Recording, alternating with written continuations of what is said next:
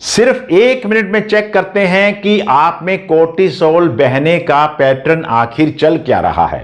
देखिए, कोर्टिसोल का एक नॉर्मल पैटर्न होता है। इस ग्राफ को देखिएगा, सुबह 9 बजे सबसे हाई होता है, फिर धीरे धीरे दिन भर कम होता रहता है और रात को बिल्कुल लो हो जाता है। यही इसकी हेल्दी रिदम है। लेकिन जब स्ट्रेस बढ़ता है और जरूरत से ज्यादा हो जाता है तो यह पैटर्न बिगड़ने लग जाता है। अब आप इस ग्राफ को देखिएगा, यह है क्रोनिक स्ट्रेस में क्या होता है।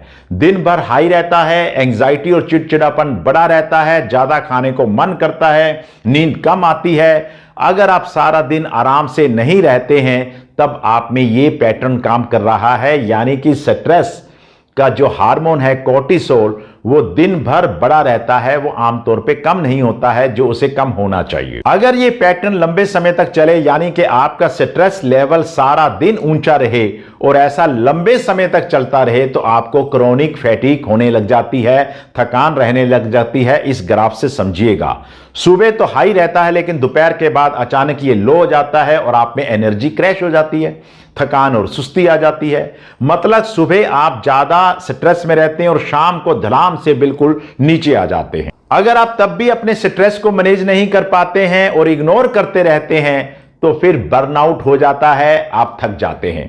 पूरा दिन कोर्टिसोल फिर आपका लो रहता है, इस ग्राफ से समझिएगा, जिससे आपको ब्रेन फॉग रहती है, चिड़चिड़ापन रहता है, नींद नहीं आती है। तब आप जो भी काम करते हैं आपका मन करता है कि उसे छोड़ दूं। कुछ लोग तो अपनी नौकरी या काम धंधा भी छोड़ देते हैं।